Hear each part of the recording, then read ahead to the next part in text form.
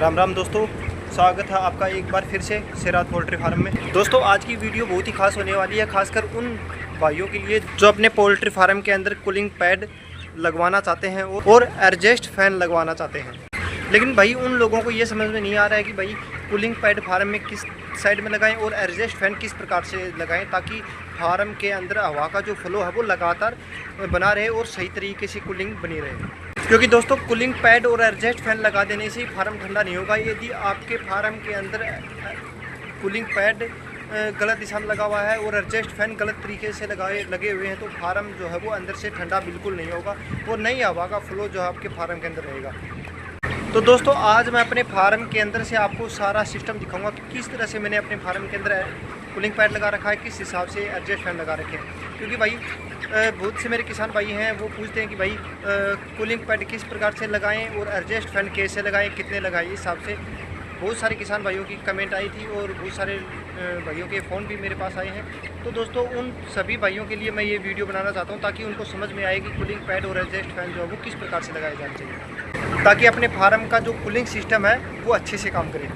तो दोस्तों पूरा वीडियो देखें, आपको हर बात मैं बिल्कुल आसान तरीके से और आसान भाषा में समझा कर बताऊँगा। तो दोस्तों आज की इस वीडियो में हम बात करेंगे कि कूलिंग पैड किस दिशा में लगाना चाहिए, कूलिंग पैड की ऊंचाई कितनी होनी चाहिए, जो अपने फार्म के अंदर एडजस्ट फैन लग रहे हैं उन फैन की हवा की दिशा में होनी चाहिए और फार्म के अंदर हवा का फ्लो किस प्रकार से बनाना है।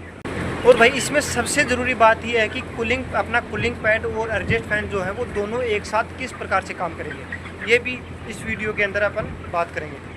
तो दोस्तों वीडियो को पूरा देखना, पूरे वीडियो के अंदर आपको सारा जो एडजस्ट फैन है, कूलिंग पैड है, इसका सारा सिस्टम आपको अच्छे से समझ में आ जाएगा।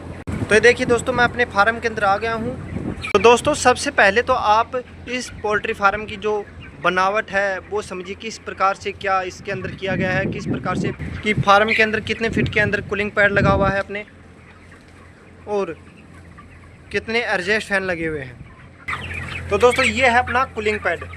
जब हम फार्म के अंदर कूलिंग पैड लगाते हैं तो हमारा उद्देश्य ये होता है कि जो फार्म के बाहर की जो गर्म हवा है वो इस कूलिंग पैड के अंदर से फार्म के अंदर आए और कूलिंग पैड में जो पानी चल रहा है उसके संपर्क में आकर वही हवा जो है उसका तापमान थोड़ा कम हो जाए और कम तापमान की हवा जो है वो फार्म के अंदर आए। कूलिंग पैड से हवा अंदर आ गई है, लेकिन इसमें अब समझने वाली ये बात है कि यदि यही ठंडी जो हवा है ये फार्म के अंदर आ गई और यदि इस हवा को बाहर निकलने का रास्ता नहीं मिल रहा है तो इसका कोई फ़ायदा अपने फार्म के अंदर नहीं मिलेगा, यानी कि अपने फार्म के अंदर कूलिंग नहीं होगी। तो इसलिए दोस्तों इस कूलिंग पैड और एडजस्ट फैन का जो सिस्टम है इसको अच्छे से समझना बहुत ज़रूरी है। यानी कि भाई यहाँ पर अपना कूलिंग पैड लगा हुआ है और उस साइड के अंदर अपने एडजस्ट फैन लगे हुए हैं, यानी कि इस साइड से हवा फार्म के अंदर आई और उस साइड से जो फार्म की जो गर्म हवा है वो बाहर निकल गई। यानी कि दोस्तों फार्म के अंदर हवा आ गई है और बाहर निकल गई, यानी कि हवा का जो फ्लो है उसको बनने का रास्ता जो है अपने फार्म के अंदर बना हुआ है। यानी हवा अंदर आएगी तो वो बाहर चली जाएगी, यानी ठंडी हवा कूलिंग पैड से अंदर आएगी और जो फार्म की गर्म हवा है वो बाहर चली जाएगी, जिससे अपने फार्म का जो कूलिंग सिस्टम है वो सुचारू रूप से चलता रहेगा। अब दोस्तों इसके अंदर सबसे ज़रूरी सवाल ये आता है कि अपना जो कूलिंग पैड है वो फार्म के अंदर किस दिशा में लगाना चाहिए। तो दोस्तों सामान्य तरीके से तो हमें फार्म में के अंदर पैड उसी दिशा में लगाना चाहिए जिस दिशा से हमें हवा जो है वो फार्म के अंदर खींचनी है, उस दिशा में अपन को ये कूलिंग पैड लगाना है। जैसे हमने इस दिशा के अंदर ये कूलिंग पैड लगा दिया है तो उस सामने वाली दिशा के अंदर अपन को एडजस्ट फैन लगाने हैं ताकि जो फार्म के अंदर कूलिंग पैड से जो ठंडी हवा, नमी वाली हवा आएगी तो वो उस दिशा से एडजस्ट फैन के थ्रू बाहर निकल जाएगी। अब दोस्तों इसमें एक सवाल ये आता है कि कूलिंग पैड को अपन को किस प्रकार से लगाना है, कि कूलिंग पैड को अपना जो फार्म का जो क्षेत्रफल है उस हिसाब से आपको अपने फार्म के अंदर कूलिंग पैड लगाना है, उस हिसाब से भी आप अपने फार्म के अंदर कूलिंग पैड लगा सकते हो। और आपके फार्म के अंदर जिस हिसाब से बच्चे आ रहे हैं, कितने क्या बच्चे आ रहे हैं, उस हिसाब से भी आप अपने फार्म के अंदर ये जो कूलिंग पैड है वो लगा सकते हो। अब कूलिंग पैड की लगाने की दिशा क्या होनी चाहिए, जैसे भाई मेरे फार्म के अंदर मैंने साइड में कूलिंग पैड लगा रखा है, यानी उस साइड में कूलिंग पैड लगा हुआ है और इस साइड में कूलिंग पैड लगा हुआ है। जो सामने की जो दीवार है इसके अंदर कूलिंग पैड नहीं लगा हुआ है, केवल इस साइड में ये छोटे छोटे होल बना रखे हैं। ये जो होल्स हैं ये किस कारण से बना रखे हैं इसका भी मैं आपको बताऊंगा कि भाई क्यों बना रखे हैं, लेकिन सबसे पहले अपन कूलिंग पैड की बात कर लेते हैं। जो ये मेरे फार्म का जो ये एरिया है ये है 220 बाई 34 यानी 7480 वर्ग फुट का जो ये फार्म का जो एरिया है मेरे के। और इसके अंदर इस साइड के अंदर 30 फुट में ये कूलिंग पैड लगा हुआ है और ये साइड जो है इसके अंदर 30 फुट में जो कूलिंग पैड है वो लगा हुआ है। यानी टोटल जो फार्म के अंदर 60 फुट के अंदर कूलिंग पैड लगा हुआ है, लेकिन इस सामने वाली साइड के अंदर कूलिंग पैड नहीं लगा हुआ है। आपको अपने फार्म के अंदर साइड में कूलिंग पैड लगाने हैं। जो सामने जो पीछे जो दीवार दिख रही है इस दीवार के ऊपर आपको कूलिंग पैड नहीं लगाना, केवल साइड के अंदर कूलिंग पैड लगाना, ताकि आपके फार्म का जो मैनेजमेंट है वो अच्छे से बन पाएगा।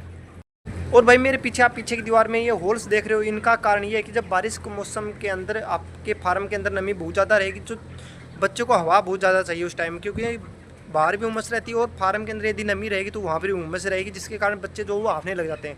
इस कारण से यदि वहाँ पर होल रहेगा तो उससे बाहर की हवा जो है वो बच्चों को लगती रहेगी, जिससे फार्म का जो मैनेजमेंट है वो वेल्टिनेशन जो है वो फार्म का अच्छे से बना रहेगा। एग्जॉस्ट फैन की तो इतनी यानी फार्म के अंदर 8000 बच्चे आ रहे हैं, तो फार्म में के अंदर की जो लंबाई चौड़ाई हिसाब से मैंने 4 एग्जॉस्ट फैन लगा रखे हैं अपने फार्म के अंदर। तो ये एग्जॉस्ट फैन भी आपको इसी प्रकार से लगाने हैं आपके फार्म के क्षेत्रफल पर और आपके फार्म के अंदर जो आने वाले जो पक्षी हैं उनकी संख्या के हिसाब से आपको फार्म के अंदर ये एग्जॉस्ट फैन लगाने हैं। यानी कि दोस्तों कहने का मतलब है कि फार्म के अंदर कूलिंग पैड और एग्जॉस्ट फैन की जो वैल्यू है वो आपके फार्म के एरिया और साथ ही आपके फार्म के अंदर जो आने वाले बच्चे हैं उनकी संख्या के हिसाब से आप अपने फार्म के अंदर कूलिंग पैड और एग्जॉस्ट फैन लगा सकते हो। अब बात करते हैं कूलिंग पैड की ऊंचाई की। तो कूलिंग पैड जो है वो आपको यानी कि इस प्रकार से लगाना है, यानी नीचे ये 1 फुट की दीवार रहेगी, 1 फुट जगह नीचे छोड़कर फिर आपको कूलिंग पैड लगाना है। इस प्रकार से 7 फुट की हाइट के ऊपर आपका कूलिंग पैड जो है वो लग जाएगा, यानी नीचे जो फर्श से 1 फुट ऊपर रख के आपको कूलिंग पैड लगाना है। अब भाई ये हो गई अपने कूलिंग पैड की बात। अब बात कर लेते हैं एग्जॉस्ट फैन की। एग्जॉस्ट फैन की कि एग्जॉस्ट फैन फार्म में किस प्रकार से लगाना है। तो दोस्तों इसके अंदर समझने वाली ये बात है कि एग्जॉस्ट फैन जो है वो फार्म के अंदर इसलिए लगाया जाता है कि भाई फार्म की जो गर्म हवा है वो बाहर निकालता रहे, यानी फार्म का जो यानी कूलिंग पैड से जो हवा अंदर आएगी ठंडी हवा, तो उसको तो अंदर खींचे और फार्म के अंदर की जो गर्म हवा है उसको बाहर निकाले। ये काम जो है वो एग्जॉस्ट फैन का होता है। तो दोस्तों आपको एग्जॉस्ट फैन इस प्रकार से लगाना है ताकि वो फार्म के अंदर की जो गर्म हवा है उसको बाहर निकाल कर फेंके। यदि आपने एग्जॉस्ट फैन फार्म के अंदर लगा दिया और वो हवा को बाहर नहीं निकाल रहा है तो ये समझ लिया आपने एग्जॉस्ट फैन जो है वो आपका गलत दिशा में लग गया है।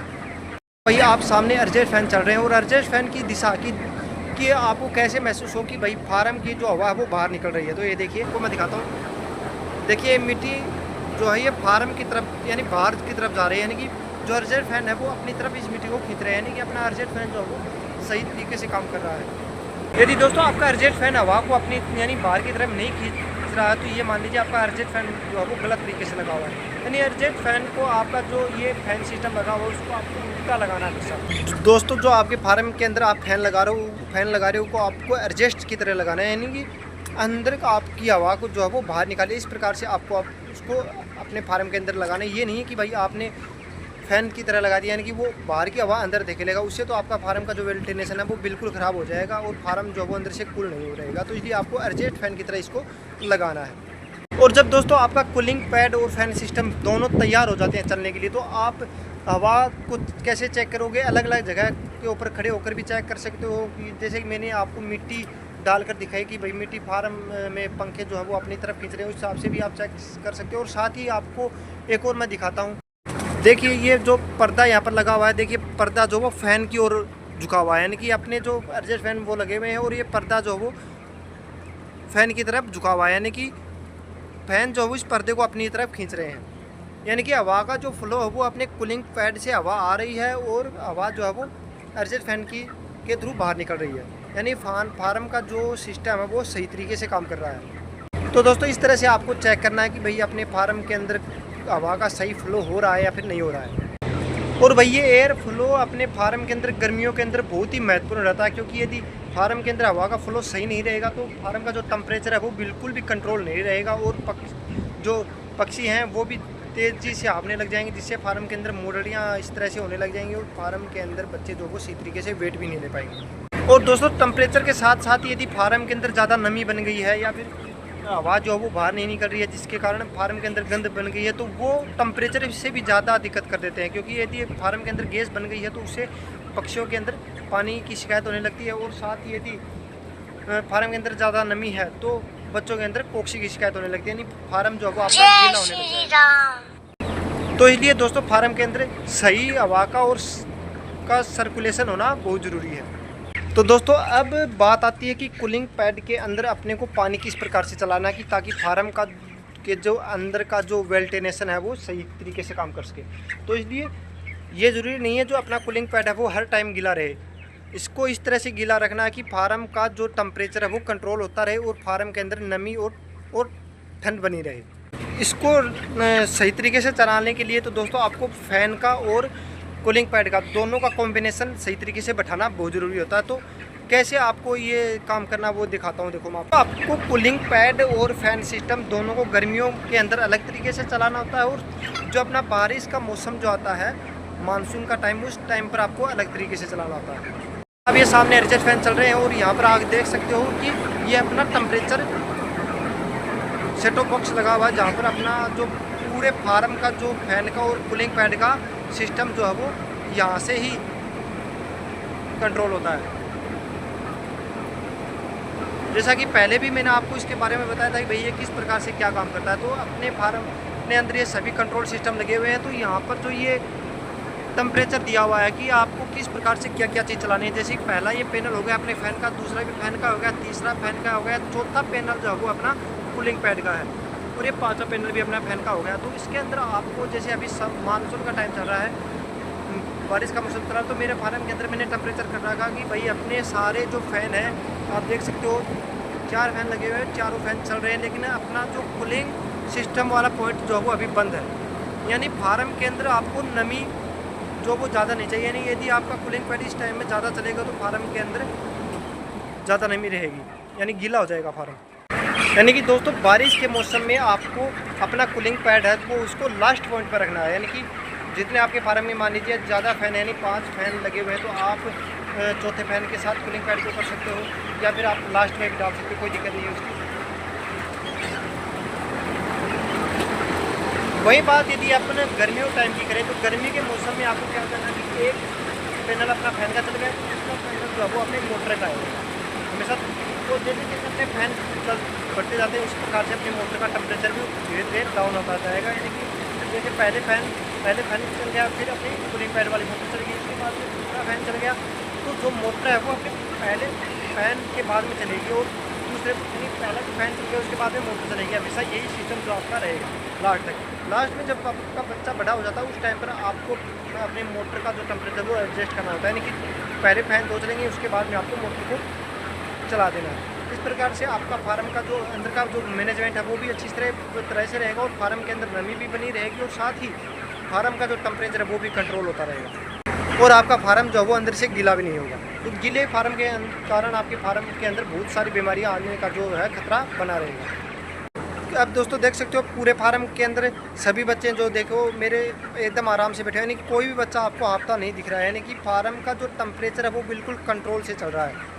यानी यदि आपके फार्म के अंदर बच्चे इस तरह से बैठे हुए हैं आराम से, कोई बच्चा हाफ नहीं रहा, तो ये समझ लो कि आपके फार्म का जो टेम्परेचर है वो बिल्कुल सही चल रहा है। और यदि बच्चे हाफने लग जाते हैं तो ये है कि आपका फार्म का जो टेम्परेचर है वो सही नहीं है और सिस्टम जो है वो आपका गलत चल रहा है। दोस्तों ध्यान रखने वाली बात है, हमेशा कूलिंग पैड आपको जो फार्म की जो साइड की दीवारें जो होती हैं उन पर लगाना, आपको सामने की दीवार पर कभी भी कूलिंग पैड नहीं लगाना।